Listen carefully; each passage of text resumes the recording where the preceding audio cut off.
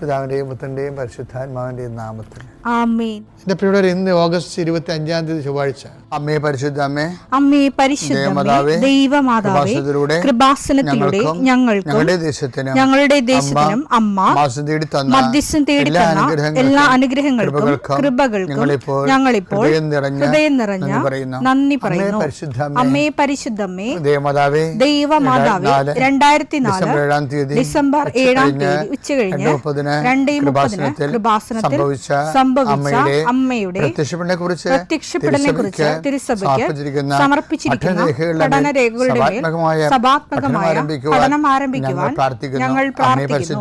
അമ്മേ പരിശുദ്ധമേ, ഭൂസ്വർലോകങ്ങളുടെ രാജ്ഞിയായ അങ്ങേയ്ക്ക് ഭൗമസംരക്ഷണത്തിനായി പ്രപഞ്ചപ്രകൃതിയെ തന്നെ തിരുസഭ പ്രതിഷ്ഠിക്കുവാൻ ഈ പ്രത്യക്ഷീകരണം വഴി ഇടയാക്കണമേ. പരിശുദ്ധമേ, ജപമാല മാതാവേ, സകല കൃപാസനം പ്രാർത്ഥനയോടും ചേർത്ത് ഞങ്ങളിപ്പോൾ പ്രാർത്ഥിക്കുന്ന ഈ കുടുംബത്തിന്റെ പ്രത്യേക നിയോഗം പറ മക്കളെ.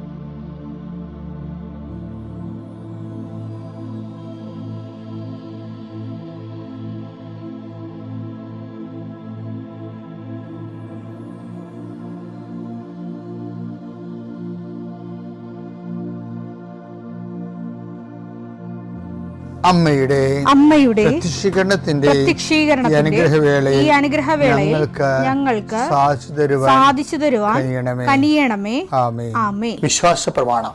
സർവശക്തനായ പിതാവും ആകാശത്തിന്റെയും ഭൂമിയുടെയും സൃഷ്ടാവുമായ ദൈവത്തിൽ ഞാൻ വിശ്വസിക്കുന്നു. അവിടുത്തെ ഏകപുത്രനും ഞങ്ങളുടെ കർത്താവുമായ ഈശോമിശിഹായിലും ഞാൻ വിശ്വസിക്കുന്നു.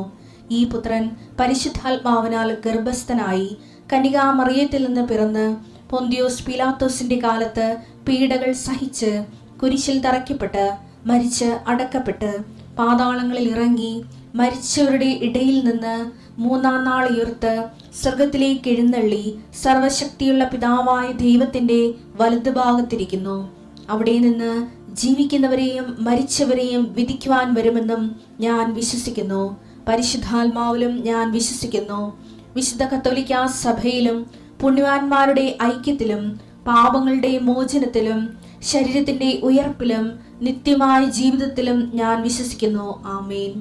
സുഖസ്ഥനായ ഞങ്ങളുടെ പിതാവേ, അങ്ങയുടെ നാമം പൂജിതമാകണമേ. അങ്ങയുടെ രാജ്യം വരണമേ. അങ്ങയുടെ തിരുമനസ് സ്വർഗത്തിലെ പോലെ ഭൂമിയിലും ആകണമേ. അന്നു വേണ്ടുന്ന ആഹാരം ഇന്ന് ഞങ്ങൾക്ക് തരണമേ. ഞങ്ങളോട് തെറ്റ് ചെയ്യുന്നവരോട് ഞങ്ങൾ ക്ഷമിക്കുന്നത് പോലെ ഞങ്ങളുടെ തെറ്റുകൾ ഞങ്ങളോടും ക്ഷമിക്കണമേ. ഞങ്ങളെ പ്രലോഭനത്തിൽ ഉൾപ്പെടുത്തരുതേ, തിന്മയിൽ ഞങ്ങൾ രക്ഷിക്കണമേ. ആമേൻ. നന്മ നിറഞ്ഞ മറിയമേ, സ്വസ്തി. കർത്താവ് അങ്ങയുടെ കൂടെ സ്ത്രീകളിൽ അങ്ങ് അനുഗ്രഹിക്കപ്പെട്ടവളാകുന്നു. അങ്ങയുടെ ഉദരത്തിൻ ഫലമായി ഈശോ അനുഗ്രഹിക്കപ്പെട്ടവനാകുന്നു. പരിശുദ്ധ മറിയമേ, തമ്പുരാന്റെ അമ്മേ, പാപികളായ ഞങ്ങൾക്ക് വേണ്ടി ഇപ്പോഴും ഞങ്ങളുടെ മരണസമയത്തും തമ്പുരാനോട് അപേക്ഷിക്കണമേ. ആമേൻ. കർത്താവിന്റെ ഉന്നതമായ നാമത്തിന് സ്വസ്ഥം ചെയ്യും. കർത്താവിന്റെ വിശുദ്ധ പൗരോഹിത്യത്തെ മഹത്വപ്പെടുത്തണമേ. കർത്താവ് സഭയിലുള്ള സാന്നിധ്യം പ്രകടമാക്കണമേ. 40 വർഷം ഞാൻ അർപ്പിച്ച കൃപാന്റെ യുഗതിയാണ്. കൃപാസ്ഥാനത്താരെ ജീവനോടെ പ്രത്യക്ഷപ്പെട്ട മാതാവിന്റെ മധ്യസ്ഥത്താൽ ഞാൻ മക്കളെ ഈശോ നാമത്തെ ആശീർവദിക്കുന്നു. സാമ്പത്തികമായ ബാധ്യതകളാൽ വലിയ ജപ്തി നടപടിയൊക്കെ വരാൻ പോകുന്നവരും വന്നിട്ട് അതിലൂടെ കടന്നു പോകുന്നവർ അവർക്ക് എത്രയും വേഗം ഒരു പോംവഴി കിട്ടാൻ പരിശുദ്ധ മദൈവ മാതാവിനെ ആശ്രയിക്കട്ടെ. പലതരത്തിലുള്ള അപകടങ്ങൾ, ആക്രമണങ്ങൾ അനുഭവിക്കുന്നവർ, ജലജീവികളുടെയും വിഷജന്തുക്കളുടെയും ആക്രമണങ്ങളിൽ പെട്ടിരിക്കുന്നവർ കർത്താവിൻ്റെ രക്തം അവരെ തിളക്കപ്പെടുകയും ഇതോടുകൂടി അവരുടെ രോഗങ്ങൾ വിട്ടുമാറുകയും യേശുനാമത്തിൽ പ്രാർത്ഥിക്കുന്നു. കർത്താവ് ഇന്ന് യാത്ര ചെയ്യുന്നവരെ അവരുപയോഗിക്കുന്ന രേഖകൾ, ഓരോ രേഖകളെയും ഞാൻ കർത്താവിന് സമർപ്പിക്കുന്നു. നിങ്ങളുടെ സർട്ടിഫിക്കറ്റുകൾ, പ്രമാണങ്ങൾ, പാസ്പോർട്ടുകൾ, നിങ്ങളുടെ അപേക്ഷാ ഫോമുകൾ, നിങ്ങളുടെ ബാങ്ക് രേഖകൾ കർത്താവ് സ്പർശിക്കട്ടെ. ഇതുമായി കടന്നു പോകുന്നത് ഇതൊന്നും നഷ്ടപ്പെടാതിരിക്കാൻ കർത്താവിൻ്റെ വിശുദ്ധ മുദ്ര വെക്കുകട്ടെ. അത് ആർക്ക് കൊടുക്കുമ്പോഴും കൊടുക്കുന്ന സ്വീകരിക്കുന്നവന് പരിശുദ്ധാത്മ നിറയുകയും നിനക്ക് ദൈവഹിതമാണെങ്കിൽ നിനക്ക് അനുകൂലമായ തീരുമാനം എടുത്തുകൊണ്ട് നിന്നെ സന്ധിക്കാൻ ഇടവരുത്തിട്ട് പ്രാർത്ഥിക്കുന്നു. നിന്റെ കൃഷിയിടങ്ങളെ കർത്താവ് അനുഗ്രഹിക്കട്ടെ. മത്സ്യത്തൊഴിലാളികളുടെ അവരുടെ ജീവിത മേഖലകളിലെ സാമ്പത്തികമായ ബാധ്യതകളും കടങ്ങളുള്ളവരെ കർത്താവ് ഏറ്റെടുക്കട്ടെ. ഏലകൃഷിക്കാർ, റബ്ബർ കൃഷിക്കാർ, റബ്ബർ ടാപ്പ് ചെയ്യുന്നവരെ, അതുകൊണ്ടെല്ലാം ഉപജീവനം നടത്തുന്നവർ, പലതരത്തിലുള്ള ഉൽപ്പന്നങ്ങൾ, കാർഷിക ഉൽപ്പന്നങ്ങൾ വിറ്റുമാറാതിരിക്കുന്നവർ, അത് വിറ്റുമാറിയില്ലെങ്കിൽ ജീവിത കാര്യങ്ങൾ നിറവേറാതെ തടസ്സപ്പെട്ട് കിടക്കുന്നവരെ ഈശോ നാമത്തെ ആശീർവദിക്കുന്നു. വിറ്റുമാറാനുള്ള സാധനങ്ങൾ, വള്ളങ്ങളുണ്ടാകും, വലകളുണ്ടാകും, വീടുണ്ടാകും, സ്ഥലമുണ്ടാകും, ഇങ്ങനെയെല്ലാം അതെല്ലാം പെൻഡിങ്ങിൽ കിടക്കുന്ന കാരണം നിൻ്റെ കടങ്ങളുടെ പലിശകൾ കൂടുന്നവരുണ്ട്. കർത്താവേ, ഞാൻ അവരെ കൃപാസ്ഥാനത്താരെ ജീവനോടെ പ്രത്യക്ഷപ്പെട്ട മാതാവിൻ്റെ പ്രത്യക്ഷീകരണത്തിൻ്റെ അടിസ്ഥാനത്തിൽ യേശുവിൻ്റെ നാമത്തിൽ ഞാൻ മക്കളെ ആശീർവദിക്കുന്നു. നമ്മളെ വേണ്ട സമയത്ത് കരുണയും കൃപാവരവും ലഭിക്കാൻ ദൈവത്തിൻ്റെ വാഗ്ദാന പേടകമായ കൃപയുടെ സിംഹാസനമായ ക്രിസ്തുവിനെ സമീപിക്കുക എന്നുള്ള ഹെബ്രായർ 4:16 പോയിൻറ്റ്സിൽ ക്രിസ്തുവിനെ എങ്ങനെ സമീപിക്കാം, അങ്ങനെ 8 യോഗ്യതകൾ നമ്മൾ ഇന്നലെ വരെ പറഞ്ഞു. ഇന്ന് 9ാമത്തെ യോഗ്യതയാണ് പറയണത്. 9ാമത്തെ യോഗ്യത പറയുന്നത് സ്നേഹവും കാരുണ്യവും പുലർത്തുക. മത്തായി 25:35 എന്തെന്നാൽ എനിക്ക് വിശന്നു നിങ്ങൾ ഭക്ഷിക്കാൻ തന്നു, എനിക്ക് ദാഹിച്ചു നിങ്ങൾ കുടിക്കാൻ തന്നു, ഞാൻ പരദേശിയായിരുന്നു നിങ്ങൾ എന്നെ സ്വീകരിച്ചു. അപ്പോൾ അത് സ്നേഹവും കാരുണ്യമാണ്. ഇന്നലെ ഒരു മനുഷ്യൻ സാക്ഷ്യം പറഞ്ഞു. അപ്പോൾ ഞാൻ ആൾക്കാരെ നിൽക്കുന്നുണ്ട്. ഇപ്പോൾ പറയണത് എൻ്റെ കാരുണ്യ പ്രവൃത്തി എന്ന് പറഞ്ഞുകൊണ്ടല്ല, എനിക്ക് പുള്ളി സ്വന്തമായിട്ട് പറയണതാണ്, എനിക്ക് മനസ്സിലായിരിക്കണത് ആൾക്കാർക്ക് ഭക്ഷണം കൊടുക്കുക എന്നുള്ളതാണ്. പുള്ളിക്ക് അങ്ങനെയാണ് മനസ്സിലായിരിക്കുന്നത്. അതുകൊണ്ട് ഞാൻ വിശക്കുന്നവരെ കണ്ടുപിടിച്ച് ഭക്ഷണം കൊടുക്കും. അപ്പോൾ എൻ്റെ മനസ്സിൽ തോന്നി ഞാൻ അത് ആൾക്കാരെ കേൾക്കുമ്പോൾ എനിക്ക് മനസ്സിൽ തോന്നിയത്, ഞാൻ ഈ ഹോട്ടലുകാരോട് ശരിക്കും പറഞ്ഞാൽ എന്തൊരു നന്ദി ഉണ്ടാകുന്നറിയാമോ? നിങ്ങൾക്കറിയാമല്ലോ, ഏറ്റവും ക്ലേശകരമായൊരു ജോലിയാണ് ഹോട്ടൽ ജോലി. വെച്ചാൽ രാത്രി 3 മണിക്ക് എഴുന്നേൽക്കണം, എല്ലാം സെറ്റ് ചെയ്യണം, പിന്നെ കിടക്കണ ചില ആൾക്കാർ 11 മണിയാവും. ഈ നാട്ടുപുറങ്ങളിലെ ഹോട്ടലിലൊക്കെ ഈ നിയമങ്ങൾ ഈ രീതിയിൽ തന്നെ പോണത്. കുറേ എണ്ണം ഇങ്ങനെ എല്ലാ സമയത്തും ഇങ്ങനെ മുണ്ടുകൊടുത്ത് കയ്യിൽ നിറച്ച് ചെളിയും പറ്റിച്ചിരിക്കണ കാണാം. കരി പുരണ്ടിരിക്കണ ജന്മങ്ങളാണ് ശരിക്കും. 20,000 രൂപ കിട്ടുമായിരിക്കും, അത്രേ ഉള്ളൂ. ഞാൻ എന്താ പറയുക, അതല്ല പ്രശ്നം. ഇത് സേവനം. ഭയങ്കര സേവനം എന്ന് വെച്ച് കഴിഞ്ഞാൽ ഭയങ്കര സേവനമാണ്. ഹോട്ടലുകാർ സമൂഹത്തോട് ചെയ്യുന്ന കാര്യം. മനുഷ്യന് എന്തുണ്ടെന്ന് പറഞ്ഞാൽ വിശന്ന് കഴിഞ്ഞാൽ ഇപ്പം ഭ്രാന്തനാണ് ശരിക്കും. ആൾക്കാരിങ്ങനെ ഹോട്ടലിൻ്റെ വാതിൽ അത് ചില ബന്ധു സമയത്തൊക്കെ പെട്ടുപോകുമ്പോൾ ഞാൻ പലയിടത്ത് പെട്ടിട്ടുണ്ട്. ഞാനൊരിക്കൽ ആദ്യം പെട്ട 1984 ഞാൻ ഡൽഹിയിൽ ചെന്ന്. ഡൽഹി ഞങ്ങളെ അന്ന് അച്ഛൻ പട്ടം സ്വീകരിക്കാൻ പോകുന്ന എല്ലാവരും ഓൾ ഇന്ത്യ ടൂറിന് പോയതാണ്. അപ്പം അങ്ങനെ ട്രെയിനിൽ പോയി ഞങ്ങളെല്ലാം ഡൽഹി ചെന്ന്. ഡൽഹി ചെന്നിട്ട് എനിക്ക് 3 ദിവസമായില്ലേ ഇവിടുന്ന് പോയിട്ട്, എനിക്കൊരു തുള്ളി ചോറ് കിട്ടണില്ല.